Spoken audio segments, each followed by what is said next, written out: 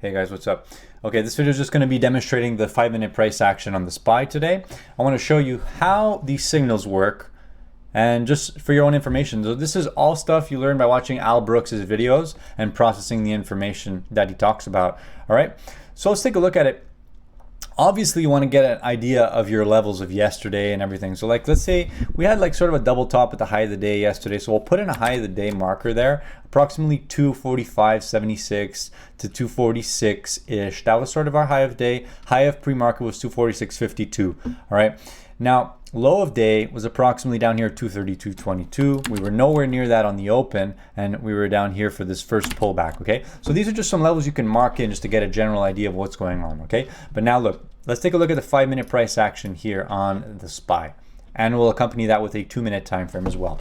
Here we go. So first thing, we're sideways on the open, bull move to start. Okay, so I'm sure a lot of traders bought this. If they bought this, they better have a stop below here, because once it's down there, you're out. Okay, you don't play around, because as you can see, if you didn't stop out, you entered this whole move here, and you don't want to do that, trust me. After this, so this is just pure bloodshed on the 2-minute time frame. Okay, no remorse for the bulls at all. Now after that is when it gets interesting. So look at the 5-minute bar that formed. Okay, we had two big bear trend bars followed by a trading range bar, and the close was near there. At this point, because of how extended this move was, it makes sense to look on the shorter term time frame to see what the price action looks like. So you can see we got a nice rejection off the lows here, 236.60, and that was approximately the low of yesterday's post-market trading. Not exactly, but it was close enough, right? And you can see here how the price reacted around there. So first we got a strong bull close here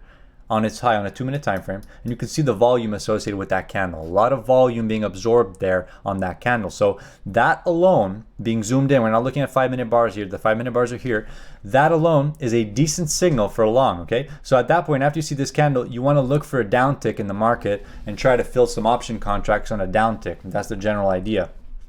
At that point, we get a bullish continuation, and so that trade worked. Okay, I know I'm looking at it in hindsight here, but that's what we're looking at. Okay, now at this point you can look to take profit at the moving average. Okay, watch the 5-minute close here. So we got a trading range, big bull bar at the moving average. This right here, that you look to take some profit. When you see a big bull bar close like that, take some profit off your long trade, because you never know what could happen next. Keep a break-even stop. At this point, now you see next one is a big bear bar. Though the volume was considerably lower, but we are at the moving average, and we're in a bear after a bear move. So we need to tread with caution here at this bar. So it's really just about treading with caution, keeping your stop close to break even or just under it. Okay, and if you watch here, what happened is we came up higher, we rejected, and then the third bar on the 2-minute time frame, this one gave info as to how the bulls were going to maintain this trend. And then we contained it here with a few trading range bars, and we slowly grinded higher, and then that's what gives the market strength to move higher. So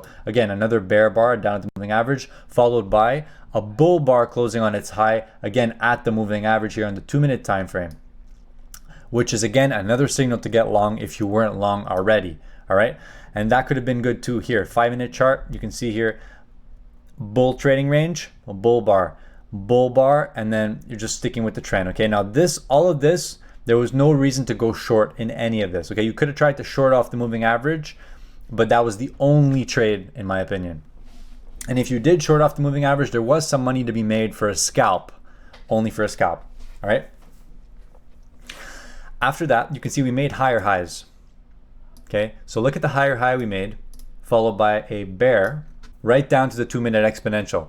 2-minute exponential got bought right away because people buy at the moving average. That's just how it is. The institutions buy at the moving average. We moved higher, 4 green bull bars in a row, right to the high of the day. We paused a little bit at the high of the day, saw another bull break, an inside bar, and then a bear break. This is when bulls start getting a little bit cautious at this point. Okay, so at this point, we need to be getting cautious because we have a micro double top here. You can see that we have 3 bars that are sort of a double top, and this one is a bear close bar. So that's not exactly a good signal. You can see we paused, moved higher into a bear break. That's a fake out right there at the high of the day. So it could be setting up some sort of reversal here. So we have to be aware of that. Now at this point, you can see the market's moving down to the moving average on the 2-minute time frame. So again, it's a buy because traders generally buy at the moving average, okay?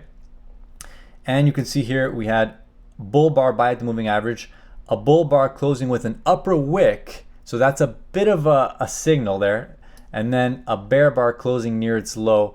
At that point, the odds are starting to shift in the favor of the bears. We had this micro double top here, and now we have a couple of a green bar here, and then an upper wick followed by a huge bear bar. Odds are shifting, and then we lose the 2-minute uptrend, and then after that it's just all bears. Bears take control of the market, okay, completely.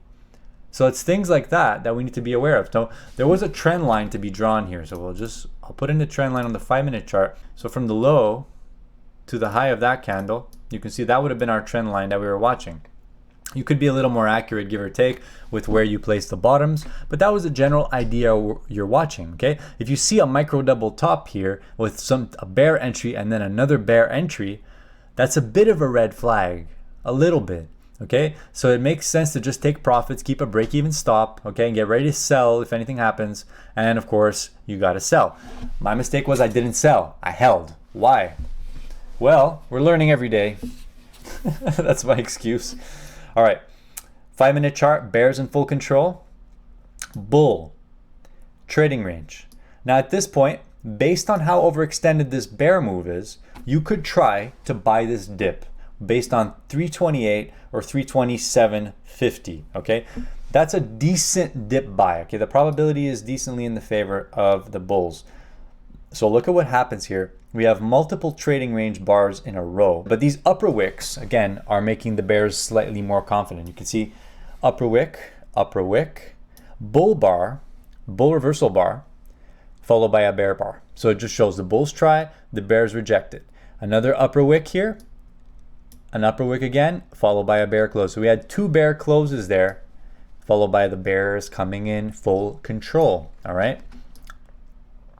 Again, we're focusing on trading with the trend. So at this point, bear trades only. Does that make sense?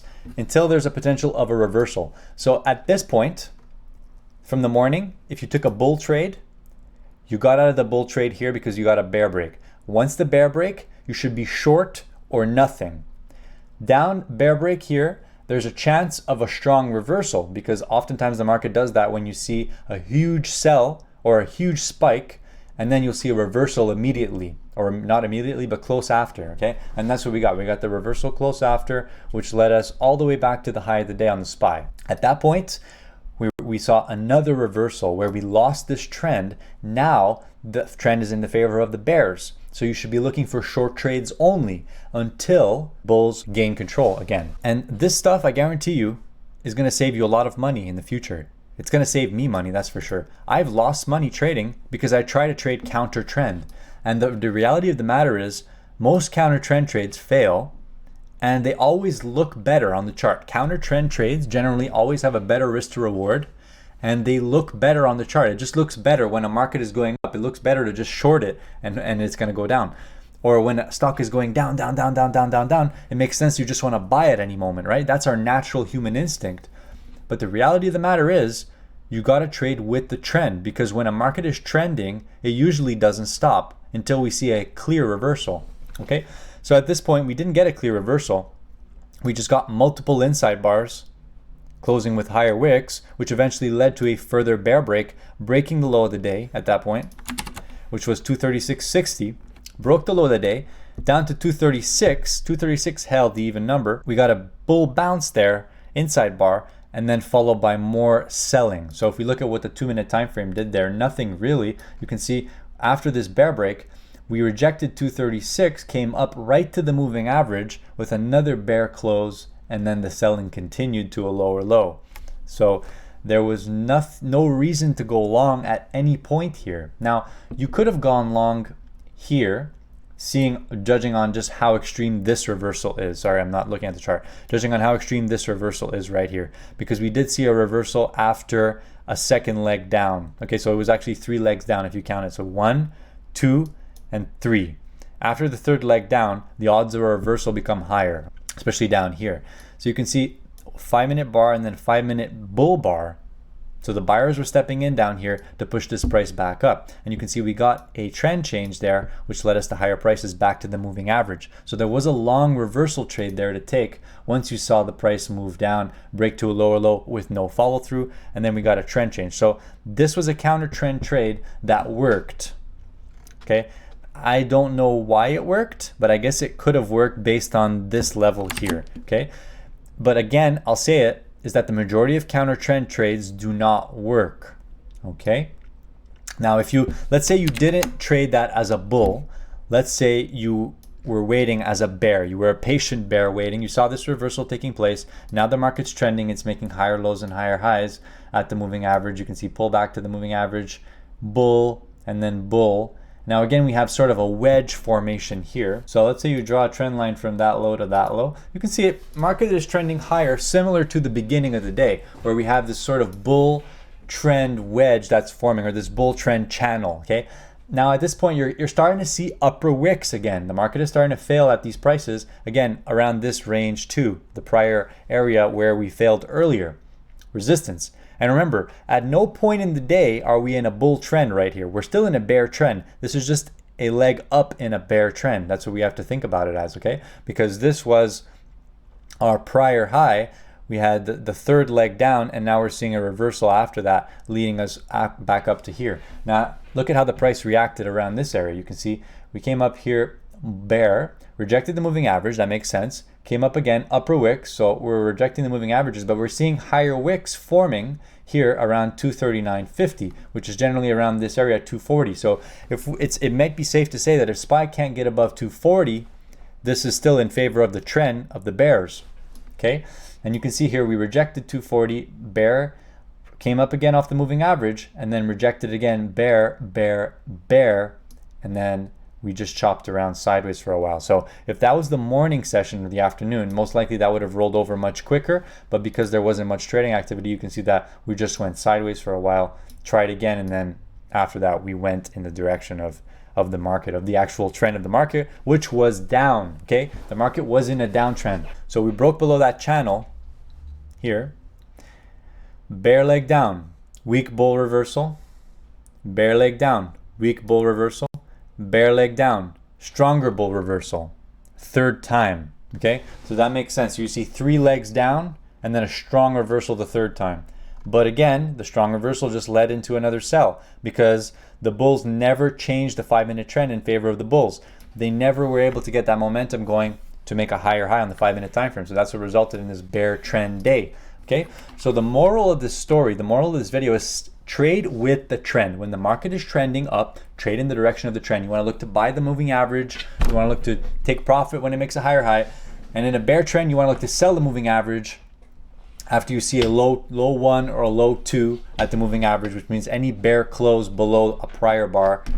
Okay, and if we see upper wicks, that's a signal that the market is rejecting higher prices. Okay, and that's it. Now, obviously, keep in mind that any of these patterns can fail at any time. You can see a low 2 at a moving average in a bear, and then you get a higher high. For example, that's sort of what I was looking at earlier today when we saw this type of move. And then I was saying if SPY can get above 240, most likely we're going to squeeze these shorts out. But SPY never got above 240 and the bears took control. The bears stayed in control, I mean.